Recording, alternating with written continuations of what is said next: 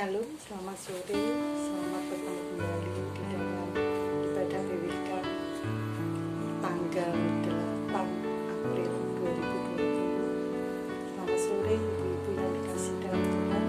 Selamat bertemu kembali. Sebelum itu kita akan berdoa terlebih dahulu sebelum mendengarkan firman Tuhan.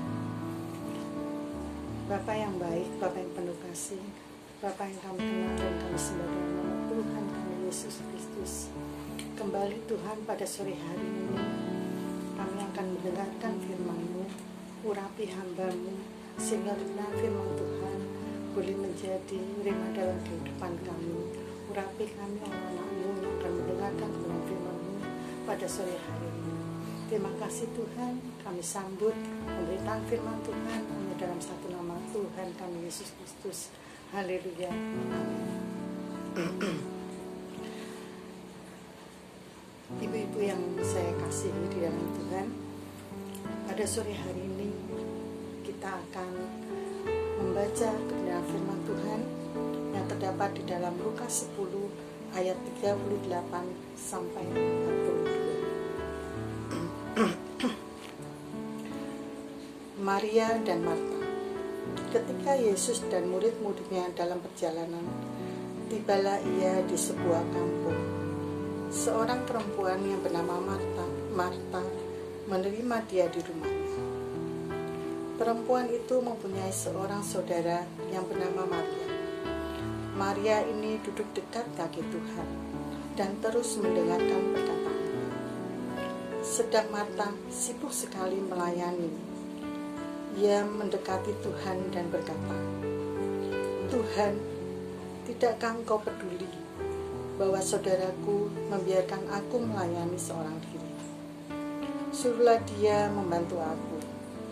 Tetapi Tuhan menjawabnya, "Marta, Marta, engkau khawatir dan menyusahkan diri dengan banyak perkara.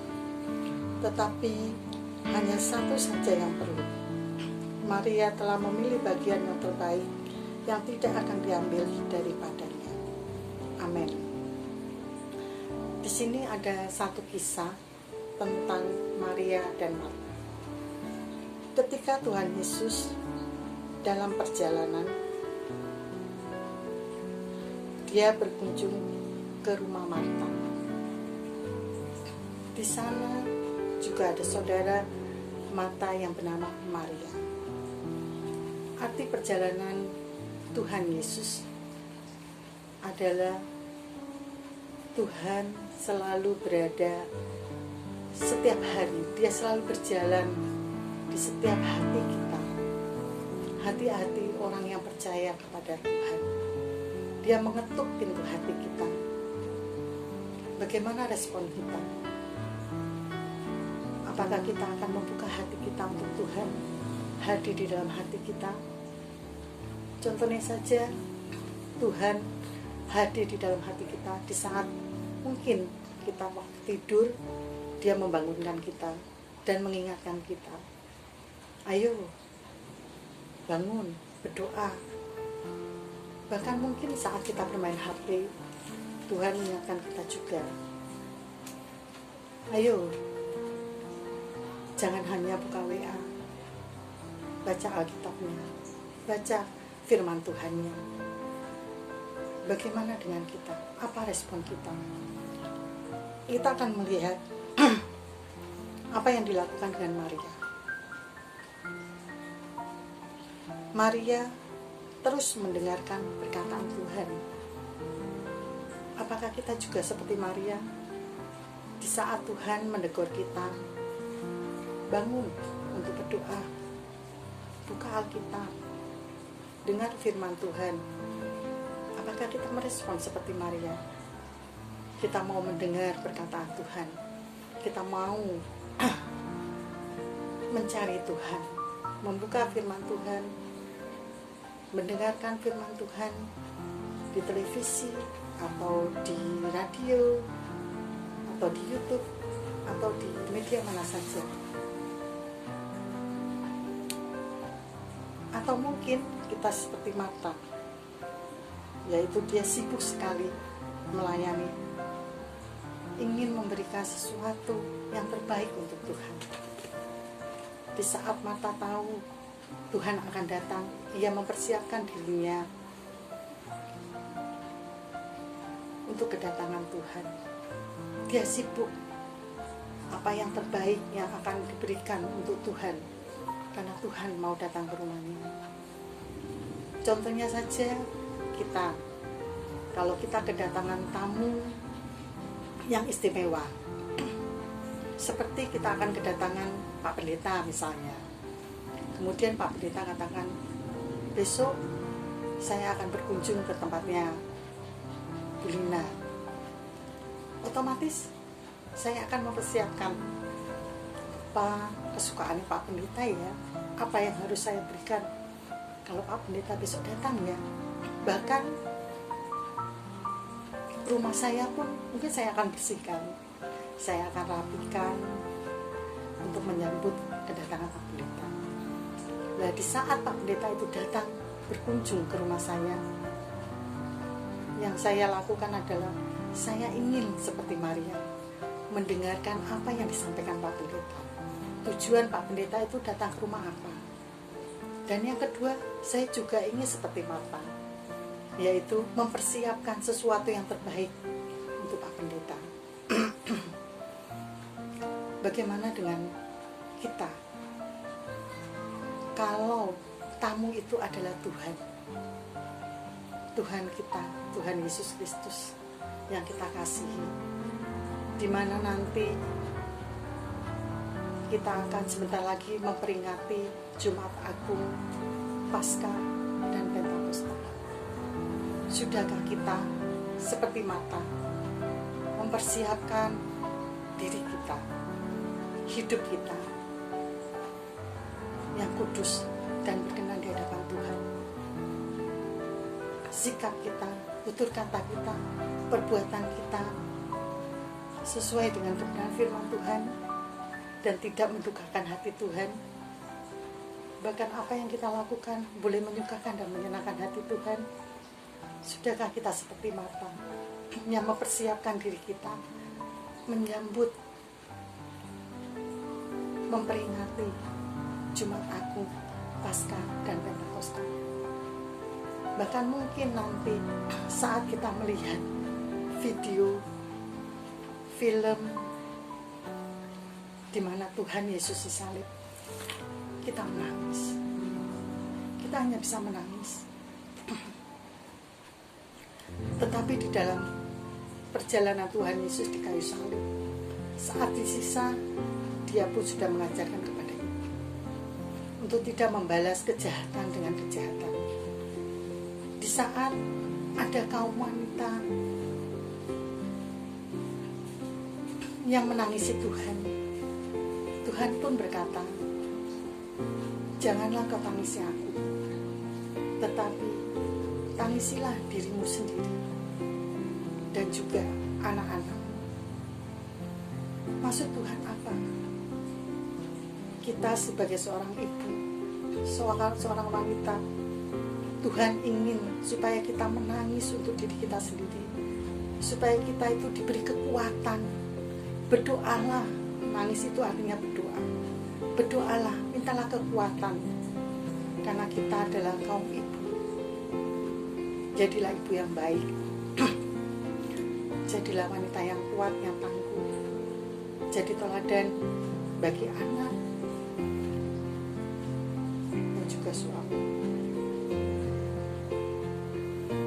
Dan Tuhan juga katakan, tangisilah anak-anakmu. Tuhan inginkan, doakan anak-anakmu. Hai ibu, hai kaum wanita, karena Tuhan tahu pergumulan kita sangatlah berat sebagai seorang wanita, dan Tuhan ingin kita kuat, dan Tuhan ingin kita selalu mendoakan anak-anak kita. Makanya Tuhan katakan, tangisilah dirimu dan tangisilah anak-anakmu. Kaum ibu yang saya kasih di dalam Tuhan, Tuhan kembali mengingatkan kita, kaum ibu terus Tuhan, terus kuat di dalam Tuhan, terus semangat di dalam melayani Tuhan, terlebih di dalam kita mempersiapkan diri kita menyambut, memperingati Jumat Agung, Paskah dan Pentakosta. Apa yang sudah bisa kita berikan untuk Tuhan, karena Tuhan terlebih dahulu telah memberi yang terbaik untuk kita, yaitu telah memberikan nyawanya untuk kita. Apa yang dapat kita lakukan untuk Tuhan? Firman Tuhan juga sering kita dengar, dan bahkan mungkin kita sudah lama mengikut Tuhan dan sudah banyak firman Tuhan yang boleh kita dengar. Tapi Tuhan katakan, kalau engkau mengasihi aku, engkau juga harus mengasihi saudaramu yang kelihatan. Bagaimana engkau bisa mengasihi aku yang tidak kelihatan kalau engkau tidak bisa mengasihi saudaramu yang kelihatan? Lah itu firman Tuhan, salah satu dari kebenaran firman Tuhan. Seperti Maria sudah mendengar, seperti kita juga sudah mendengar. Bagaimana dengan Marta? Bagaimana dengan kita untuk kita bisa melakukannya? Sudahkah kita mengasihi sesama kita? Di Jumat Agung ini diingatkan oleh Tuhan, sudahkah engkau memberi yang terbaik untuk sesamamu manusia? Mungkin engkau berkelimpahan harta. Sudahkah engkau memberikan sebagian hartamu untuk sesamamu? Atau mungkin engkau memiliki talenta yang luar biasa, bermain musik, bernyanyi. Sudahkah engkau memberikannya kepada yang lain? Bahkan bukan hanya itu, engkau bisa berdoa untuk negara kita, berdoa untuk gereja kita, berdoa untuk jemaat Tuhan. Itu adalah salah satu yang harus kita lakukan. Ya, dari sinilah, dari kebenaran firman Tuhan inilah kita bisa belajar bahwa Tuhan itu ada di dalam hati kita, rumah kita, di dalam hati kita. Dia selalu mengetuk kita, dia selalu mengingatkan kita. Bagaimana respon kita? Maukah kita membuka Alkitab? Maukah kita mendengar firman Tuhan? Dan maukah kita melakukannya sesuai dengan apa yang Tuhan perintahkan, sehingga semua ini boleh menghasilkan buah yang indah, buah yang enak, buah yang bisa membuat hati Tuhan senang, membuat hati Tuhan bahagia melihat apa yang kita lakukan sebagai anak-anak Tuhan. Karena semua ini Tuhan telah mencontohkannya dari awal dia lahir sampai dia sengsara, bahkan dia mati di kayu salib dan naik ke surga. Tuhan telah mencontohkannya di dalam kehidupannya di dunia ini. Dan kita sebagai anak-anak Tuhan, kita harus menirunya, karena kita adalah anak-anak Allah. Tetapi kita mau minta tuntunan Tuhan untuk memampukan kita melakukannya. Karena tanpa tuntunan Tuhan, tanpa Roh Kudus, kita tidak akan bisa dan kita tidak akan mampu.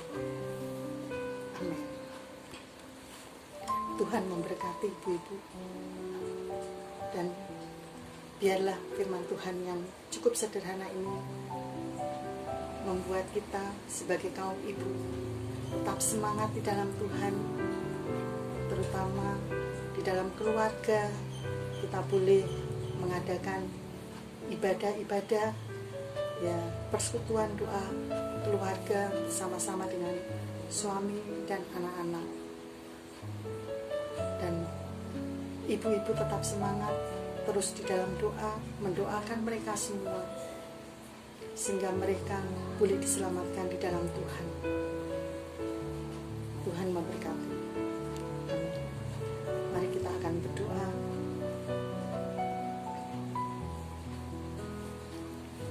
Bapa yang baik, Bapa yang penuh kasih, kembali Tuhan kami bersyukur untuk kebenaran firman Tuhan yang mengingatkan kami, untuk kami terus Tuhan boleh menjadi seperti Maria dan Marta Tuhan, yang mau terus mendengarkan firman Tuhan dan melakukannya Tuhan. Kami ingin memberikan sesuatu yang terbaik untuk Tuhan, karena Engkau Tuhan telah memberikan sesuatu yang terbaik bagi kami. Engkau telah memberikan nyawamu untuk kami Tuhan, untuk menebus setiap dosa kami, sehingga kami boleh memperoleh kehidupan yang kekal. Terima kasih Tuhan, terima kasih. Tuhan akan memampukan kami, Tuhan memberikan kekuatan kepada kami, Tuhan memberikan hikmat-Mu atas kami, sehingga kami Tuhan boleh berjalan bersama dengan Engkau, dan kami bisa melakukan segala sesuatu, karena Tuhan selalu beserta dengan kami. Terima kasih Tuhan untuk pengorbanan-Mu di kayu salib. Terima kasih Tuhan untuk Kau Tuhan yang telah menebus dosa kami. Terima kasih Tuhan, karena sungguh kami bangga memiliki Allah seperti Engkau. Kami serahkan doa ini Tuhan hanya dalam satu nama Tuhan kami Yesus Kristus. Haleluya. Amin. Tuhan memberkati. Salam damai.